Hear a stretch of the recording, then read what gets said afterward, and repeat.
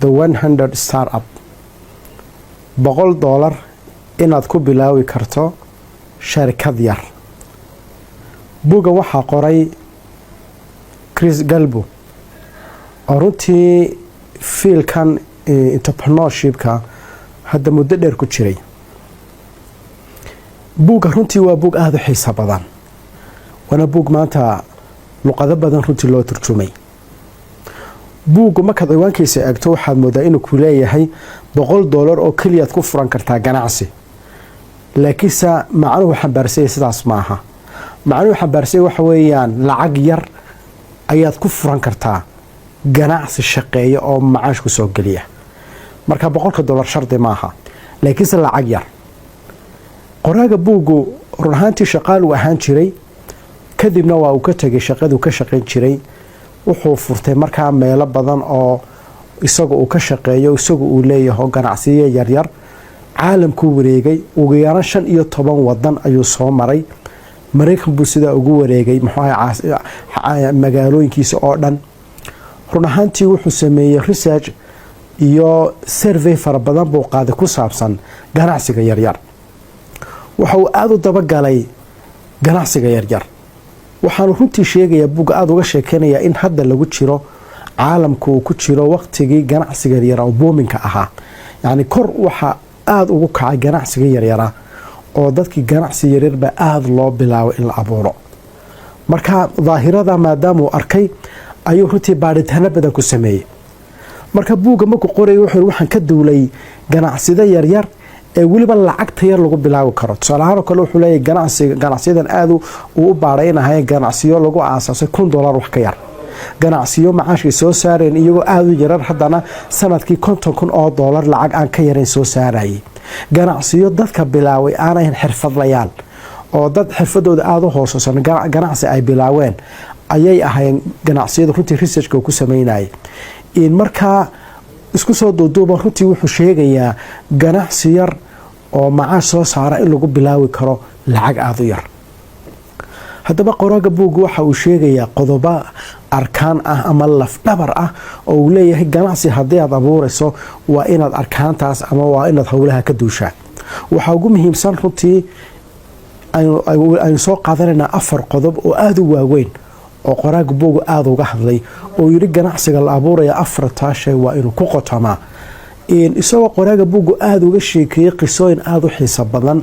oo ganacsiyo la abuuray ku saabsan. haddana maadaama waqtigu kooban yahay waxaan isku dayaynaa 4 qodob inaan dul istaagno. qodobka koowaad waxa uu yiri ganacsi marka la abuurayo waxa ugu horeeya buu yiri inuu qofku uu helo alaab ama adeeg uu iibiyo oo dadka qiimo ugu fadhiya. waa inaad haysataa alaab product, waa inaad haysataa ama waa inaad adeeg la timaadaa. adeegay alaabta aad rabto inaad iib geyso waa inay qiimo u sameynayso dadka. haddana qiimo wadan oo dadka qiimo ugu fadhiyeen dadna ka iibsan mayso. marka qodobka koowaad ee laga duulaa horta waa inuu qofku helo fikradii ganacsi. yacni maxaad iibinaysaa? ma alaab baad iibinaysaa? ma adeeg baad iibinaysaa? waanaad isweydiisaa. markan lagu leeyahay qiimo waa inuu dadka ugu fadhiya macnaheedu waxa weeyaan dee suuqii alaab badan baa taala, waxa lagu soo raacayo dadku ay adiga kuugu imaadeen waa inay jiraan. tusaale ahaan kale haddii aad tiraahdo aanu alaabtan keenaya suuq cusub baan furaya oo meel cusub oon alaabtan aanay oolin ayaan geynaya, dee dadkii meesha deganaa qiimaad u soo kordhisay oo alaab aanay hore u heli jirin ayaad u keentay. haddaad tira anigu sideedaba alaab cusub baan bilaabayaaba oon hore dalka looga aqoonin oo laakiinse dadka anfacaysa, sharaab aan hore loo cabin aad u macaan baan keenaya, macnaheedu waxa weeye dadkii wax qiimalaad u keento cabitaan macaan oonay hore u isticmaalaan baad u keentay. haddii aad tiraahdo anigu alaabtii hore u taalay quality-geeda mid ka sareysan keenaya oo quality-ga hoose hore u hooseeye mid ka sareeyaan keenaya, taana macnaheedu waa maxay? dee dadkii qiimo wax allaad u keento qiimad ku soo kordhisay. haddaad tiraahdo price-ka hore lagaga iibinayo mid ka hooseeya iyadoo alaabta slatii uun ay tahay quality-ga horun ay leedahay haddana qiimahaygu uu ka hooseeya, quality hana uu fiican yahay, haddaad taa keentana dee waxa lagu leeyahay qiimo ayaa wax qiimalaa dadka ugu keentay. sidoo kale haddaad adeeg cusub keento qaabkii hore dadka loogu adeegi jiray qaab ka duwan, markii hore qofka hadduu bakhaarka bariiska iyo baasida uu ka doonanayay adu waxaad keentay already qofkan halkiisa ugu geysaba yani waxa weyn markaa qiimo cusub aad ku soo kordhisay sidoo kale waxaad keentay qaabab cusub oo qofka alaabtii loogu geynayo delivery cusub baad keentay qaab cusub oo adeegii loo qabanayo waxa sida oo kale runtii la mid ah wax kasta oo qiimo u sameynaya qofka macmiilka ah haddii aad ku soo kordhiso alaabta suuqaad ku soo kordhiso ama adeegaad ku soo kordhiso de waxa la leeyahay qofkaasi alaab ayuu keenay ama adeeg fiican oo dadka qiimo ugu fadhiya ayuu keenay marka qodobka koowaad uu sheegay waxa weeyaan war waa inaad ugu horeyn aad fikrad keentaa fikrad way xambaarsanaataa adeeg cusub oo sifooyinka noocaasa leh ama alaab product cusub oo runtii dadka qiimo gaara u leh oo dadku kaaga doortaan kuwa kale waa inaad keentaa haddaba su-aashu waxay tahay uu qoraaga buug isweydiinayaa sideeba ku heli karaa inaan alaab ka keeno ay dadka qiimo u samaysa ama inaan adeeg keeno cusub oo dadka qiimo u sameeya sidaan u heli karaa wuxuu isagu runtii tilmaamaya laba qodob oo aad u muhiima wuxuu leeyahay waxa ay ka iman kartaa adiga laftigaaga haddii aad xirfado leedahay xirfadaha aad leedahay haddii xirfadahaagaasi dadkuna ay qiimeynayaan dee halkaasabaad ganacsiga ka abuuri kartaa tusaale ahaan adigu xirfad baad leedahay programmingkaad aada u taqaanaa markaad dadkii aad saa u eegtay waxaad aragtay ganacsiyada jiraa inaanay haysan brogrammo ay wax ku xisaabiyaan halkiibaa fikrad kugu dhalatay inaad adigu samayso programming language ku salaysan dadku sida u xisaabsan lahaayeen ganacsigooda yaryar dadkiibaad u geysay dadkii markaad u geyso dadkii waxay arkayaan waxaan inay qiimo weyn ugu fadhido oo xisaabtii dhammayd ee sharikadii ay haysteen yareyd ayay si fiican ugu xisaabinaysaa kadib way ka iibsanayaan marka maxaad ku keentay adeegan cusubaad keentay ama productigan aad samaysan sidaad u keentay waxaad ku keentay xirfadaadii ayaad kala soo dhexbaxday marka wuxuu leeyahay qofku xirfad uu leeyahay ayuu wuxuu u bedeli karaa ganacsi ayuu bedeli karaa laakiinse waa goorma waa xirfadaasi hadday dadku ay danaynayaan qiimana u samaynayso qodobka labaad uu isla sheegaya waxa weeyaan sida oo kale passionkaaga mawaahib buu ilaahay ku siiyey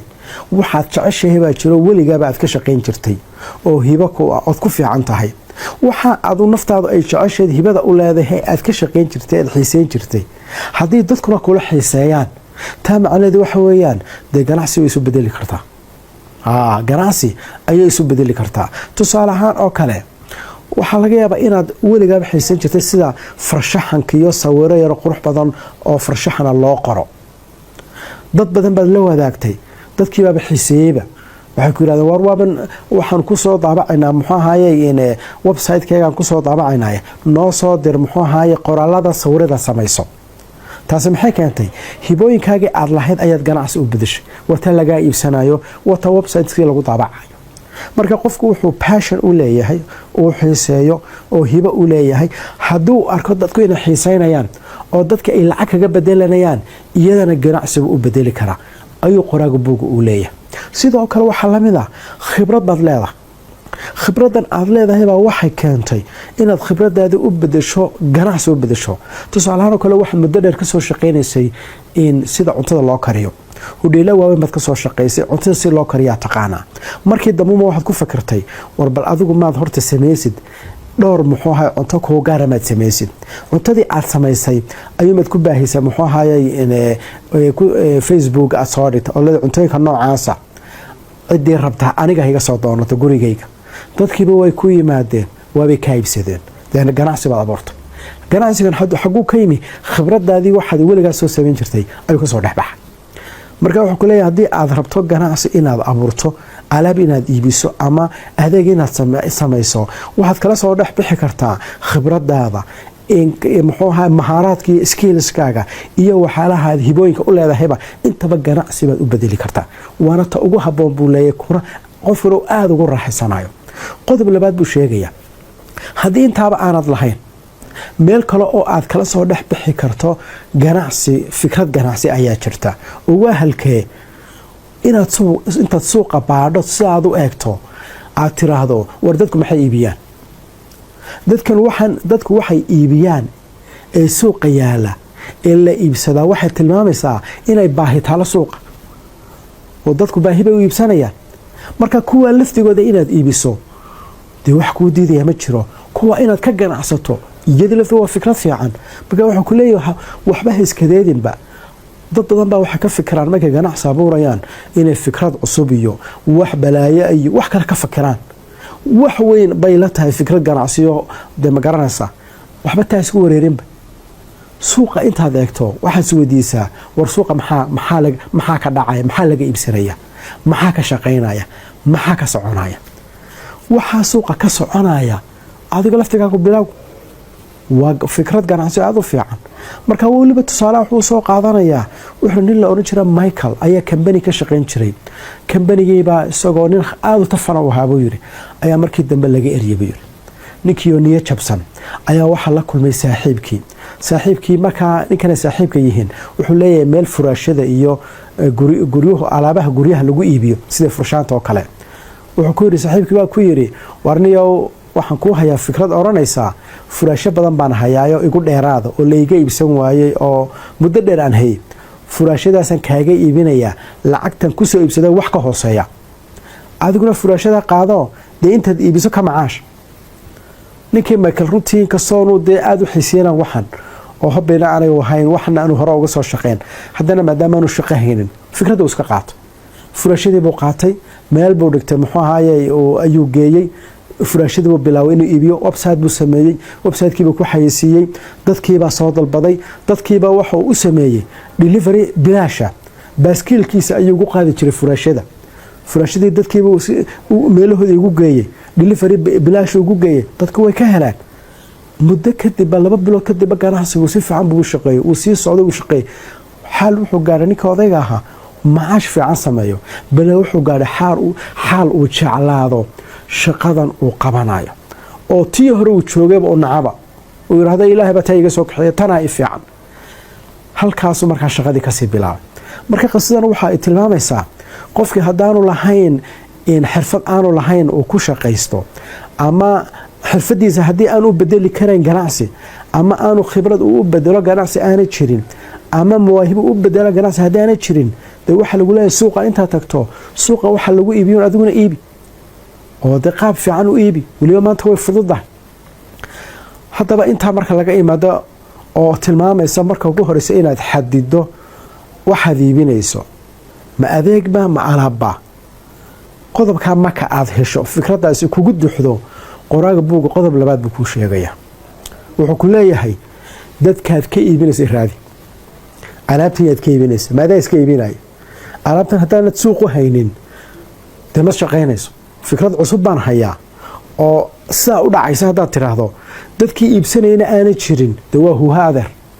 marka maxaa lagu leeyahay wuxuu qoraaga buuga ku leeyahay war dadka ka iibinaysa raadi waliba dadka raadinaysa waa kuwii dadku lama rabo number yar oo kooban waxa lagu leeyahay numberka iibsanaya waa inuu noqdo number kordhaya ganacsigan marka aad gasho waa inuu noqdo ganacsi kor u kacaya laakiin ganacsi aan kubac sameeyeen kor u kacayn oo ni customersku kordhayn de ganacsiga hadaad isku gasho uu kugu fadhiisanaya inta ugu horeysa marka laga iibsado inta kadib baahida way dhamaanaysaa kadib wax daba ma keeni kartid marka suuq koraya oo kor u socda waa inaad gashaa lagu leeyahay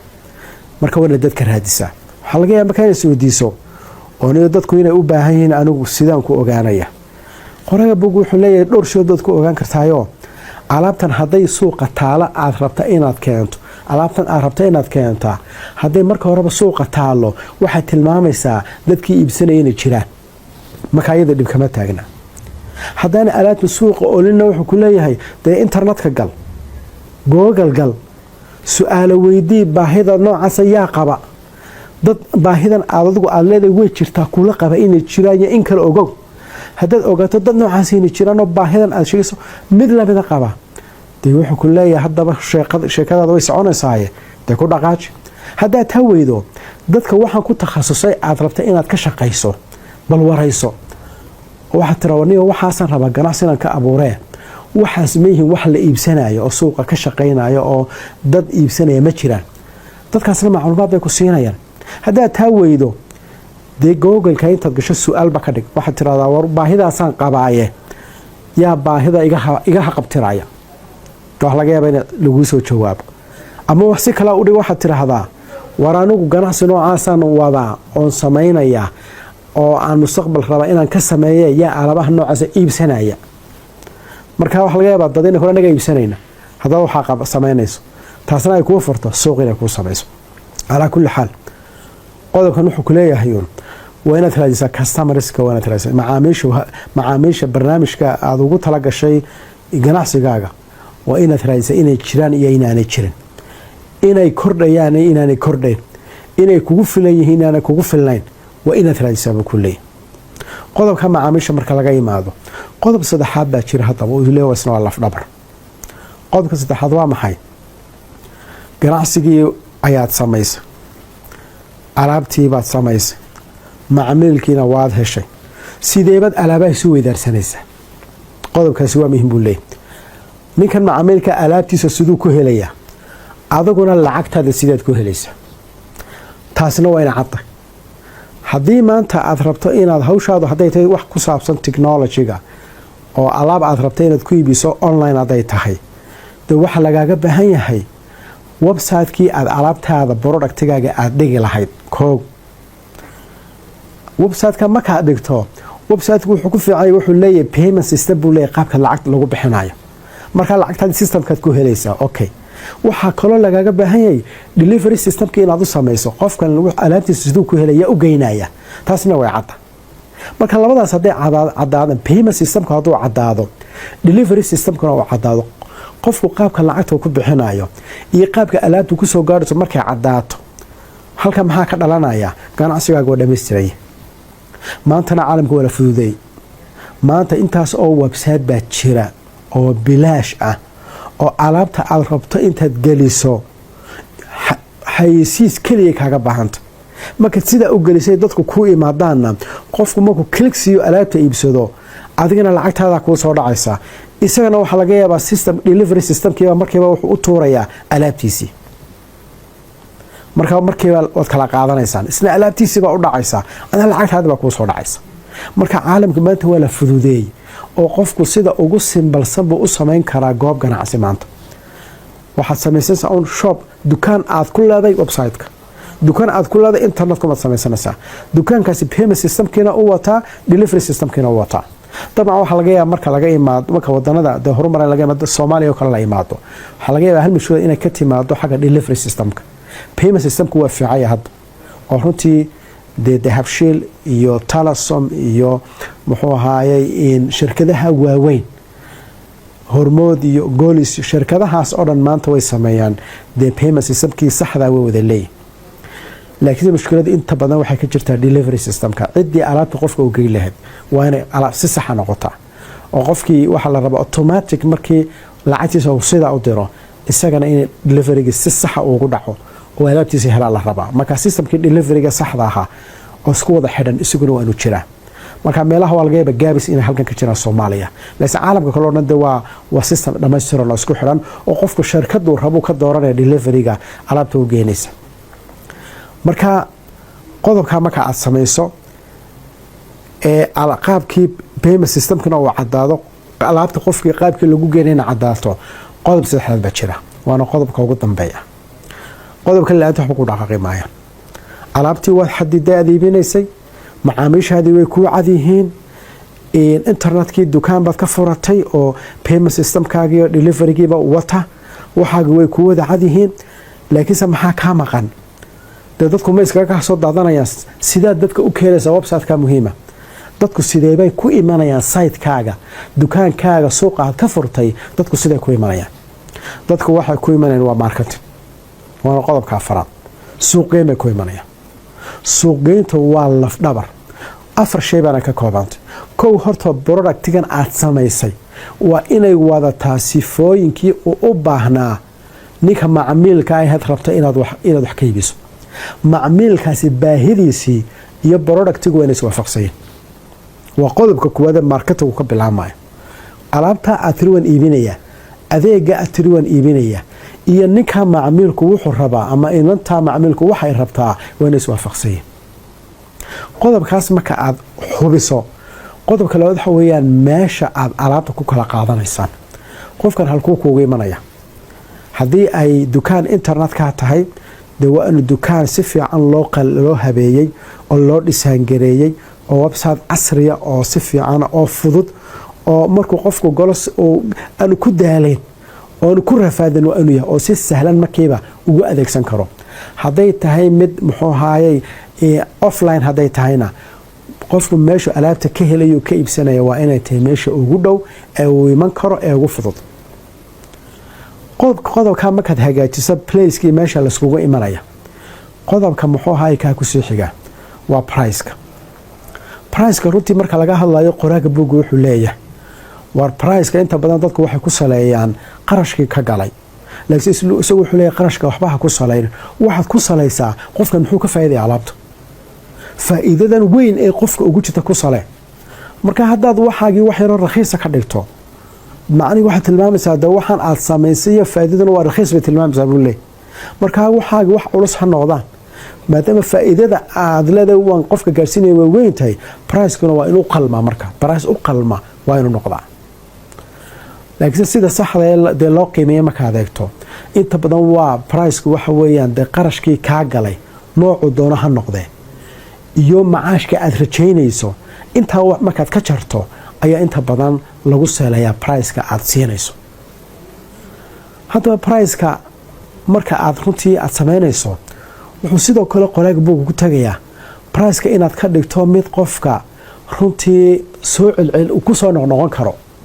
yacni priceka hal mar hadduu qofka wada bixiyo kaa tegay wuxuu ku leeyahay waa inuu dhowr shay qofka kugu soo noqnoqon kara tusaale kale haddaad ka dhigto hadduu website yahay subscription haddaad ka dhigto 3 bilood 6 bilood sanad dee qofku kolba waqtibu kugu soo noqonaya 3 bilood markuu dhamaadaan buu kugu soo noqonaya haddana 6 bilood haddana sanad qofkii kaama tagaya ama qofkii adeegyo kala duwan oo kugu soo noqnoqda waa inay jiraan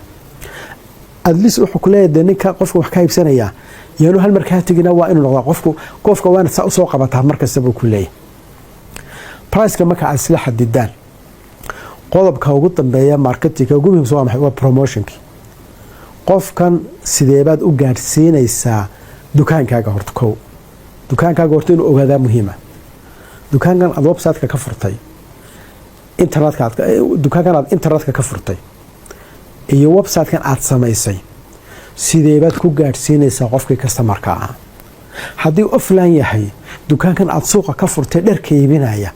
alaabta quruxda badan iibinaya sideebaad ku ogeysiinaysaa dadkii customerska ah ee macaamiisha ku ahaa sidaad ku ogeysiinaysaa horta qofku waa inuu ogaadaa macluumaadkiisa u helaa taa kadib maxay imanaysaa sidaad qofka xidhiidh u wada samaynaysaa xidhiidh muxuu ahaay wax iibsi sideebaad qofka ugu qancinaysaa inuu waxaan kaa iibsado qodobka la wara marketingku wax kale maaha waa inaad qofkii intaad xidhiidh la samayso xidhiidhkii ayay ka dhalato inuu alaabtii kaa iibsado haddaanu qofkii waxba kaa iibsanood xidhiidhu la samaysay marketingkaagu macnamuu samaynin marka waxa la yidhaha qofkii xidhiidh inaad la samayso macluumaadkaagii gaadhsiiso taasi ay ku qanciso qofkii inuu kuu imaado alaabtii uu kaa iibsado marka wuxuu ku leeyahay ninkan buugga qoray war marketing baa lagaaga fadhiyaa marketingka markaa laba shay buu sheegaya oo aada u muhiima wuxuu leeyahay labadaa shay aada bay wanaagsan yihiin haddaad samayso oo waa maxay mid wuxuu leeyahay marketingka afkaabaa ugu fiican buu qof dadkii kuu yimiya ee alaabta kaa iibsadaya inuu isagu afkiisa ka qiro inuu alaab wanaagsan kaa iibsaday marketingka taasaa ugu fiican buu leeyahay qof customeraa kuu yimi macmiila dukaankaagii buu yimi alaab buu kaa iibsaday qofkiibaa kaa baxay asxaabtiisii buu u tegay wuxuu yidhi dukaanka noocaas alaab qurux badan baan kasoo iibsaday kuwiibaa kuu yimi way kaa iibsadeen iyaguna way noqdeen dad kale u sheegeen marketingka waxa ugu fiican waxay dadku afkooda ka sheegaan dadka sheegayana weliba ay noqdeen kuwa adiga wax kaa iibsaday marka awoodda taasaar buu ku leeyahy in dadkan kuu imanaya ay iyagu kuu noqdaan qaar kuu boromoodgareeya qaar kuu xayeysiiya alaabtaada siday ku imanaysaa su-aashu waataa laba shay bay ku imanaysaa koo waxay ku imanaysaa dadkan horta markaad waxaanaad ka iibinayso inaad ka iibiso alaab ay ku qanceen qualitiga ugu fiicnaa iyo alaabtii ugu fiicnayd iyo adeegii ugu wanaagsanaa waanaad ka iibisaa haddaad alaab xun ka iibiso markay noqdaan kuma ammaanayaan marka alaab wanaagsan oo ay ka heleen oo qualitigii horta waanaad ka iibisaa lambar 2 qaabkaad u soo dhaweynaysid macmiilka ula dhaqmaysaana waa inay noqoto qaab aad u sareeya labada shay hadday isla helaan qofku ka amaan sheeganaya haddii intuu meesha kuugu soo galo cadar uu ka iibsado aad u udgoon la yaab leh oo qaabkaad ula dhaqanteena oo qaab aad u soo jiidasho aad u wanaagsan aad u macaan qofkaas markuu ka tago dadka kale uu kaaga sheekeynaya xulay meesha ala fiican way taalaa dadka joogana oo dad aad u wanaagsan qofkaas markaa ku imanaya haddii labada laga waayo qof wanaag ka sheegay ma jiro macmiilkii ku yimi si fiican uma soo dhaweyn alaabtu ka iibsaday ala fiican mayno marka qodobkaas waa laf dhabar qodobka labaad ku tagay waxa weeyaan orunhantii qodobadan hadda aan dul istaagana waxa weeyaan waa qodobadii marketingka ku muhiimsanaa marka qodobka labaad waxa weeyaan content marketing oo waa maxay alaabtaada inaad ku xayeysiiso content inaad samaysaba videos baa duubtay videogan laga duubay barnaamij baa laga duubay barnaamijkan markii laga hadlayay ayaa waxa lagu soo dhex qaatay alaabtaadii waa marketingka ta ugu fiican baa la yiraahdaa tusaale ahaan nin dadkan videoska sameeya ama editorska ayaa wuxuu ka hadlayaa kamaradaha uu ka sheekeynaya iyo sida uu ka wanaagsan yihiin iyo kamaradaha ugu fiican wax lagu duubo isagoo sheekadii wada oo videoga dadka uga sheekeynaya muxuu ku soo dhex daray kamarada noocaas aadka u wanaagsan waxa runtii aan ka soo iibsaday dukaanka hebel baan ka soo iibsaday intaas ku dhex daray inta yar uu ku dhex daray waxay ku noqonaysaa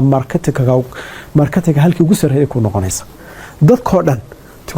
dukaanka ay ku soo jeesanayaan marka content marketing waa maxay waa inaad video inta la duubo ama qoraal inta la qoro lagu soo dhex qaato alaabtii adigu iibinaysa dhexdeeda lagu dhex sheego iyadoo waxa laga hadlayaa marka hore ay wax kala ahayd ama hawl guud laga hadlayay oo adiga si gaar ah lagaga hadlayn ayaa iyadoo la dhex wado oo lagu dhex jiro ayaa lagu soo dhex qaadanaya wax dukaankaaga iyo meeshaad iibinaysay ayaa lagu soo dhex lagu soo qaadanaya marka waa qaababka ugu fiican marketingka loo sameeyo marka qaabka hadaad u sameeyso buu leeyahay oo meeshii aad runtii aad furatay inta dadkan inta badan contentka sameeya qaar kamid inta u gudbiso ay ku soo dhex qaataan wixii muxuu ahaayay adigu aad haysay wax kamida dadkii way kugu soo jeesanayaan waana ka iibsanayaan ugu dambeyntii waxaan ku soo gabagabeynaynaa buugan 4 qodob buu sheegay 4 qodob runtii waa 4 qodob practical ah si yaro simple kugu sheegaya ganacsi haddaad rabto inaad abuurto buugan adagoo raacaya marka ugu horeysa waxaad ka fikirtaa maxaad iibinaysaa kaba soo qaad inaanad ogeynba suuqa Hargeysa tag suuqa markaad tagto waxaad weydiisaa alaabta ugu badan ee la iibiyo waa maxay alaabta aad loo iibsado waa maxay waxaad soo ogaatay ka soo qaada saacadaha inay tahay saacadaha nooc kamida saacadihii baad soo qaadatay saacadihii baad dhowr kamida soo iibsatay waxaad soo ogaatay price-ka suuqa ku joogaan adiguna intaad saaranayso ee aad ku macaashiso ayaad ku dartay waxaad gashay internetka meel siteskan bilaashka ah dukaanada laga dhex samaysto dukaan baad samaysatay dukaankaagii baad saacadihii baad dhigtay price-kiina ku wada qoran yahay inta marka aad samaysay ayaa maxaa ku raacaya waxa ku raacaya saacadahan maadaama suuqii arid xaysiiskiiba ku harsan xaysiiskiiba markaa abilood inaad xaysiiso Facebook aad soo dhigto saacadaha iibinayso xaysiiska waxa ku raacaya inaad ka fakirto saacadaha ayaa u geynaya dadka marka delivery systemka cid u qaadan la qofkii soo dalbada cidii halkiisa ugu geey lahaydna waa inaad diyaarsataa marka oo dukaanka yare aad ka furatay internetka aad ku dhex sheegtaa cidda deliveryga sameynaysa marka marketingka markaad sameyso dadku saacadihii soo dalbadaan lacagtii runtii maxaa ay soo diraan deliveryga loo sameeyo qofku meeshiisii lagu geeyo saacadii already ganacsiga wad abuurtay adigoo lacag ba'anay ka galin kaliya maxaa ka galay qarashkii yareed ku soo iibsatay saacadaha qarashkaasina waxa uu koobnaa bilowga maadaama tijaabo ahayd hadda aragtay inaad markaa macaashtay waa sii wadaysaa waa sii kordhinaysaa ilaa aad ganacsiga wanaad ka sameynayso caalamkana maanta waxa jira intaas oo dhalinyar ah oo ka taajiray online millions ka sameeyay maanta jira sheeko yar oo fudud oo sahlan hawshaasi ma waa hawl u baahan inaad si fiican u diraasayso oo runtii hadhow ku dhabar adeegto oo ka mid keento intaas ku soo koobayna. Wassalaamu calaykum waraxmatullaahi wabarakaatuh.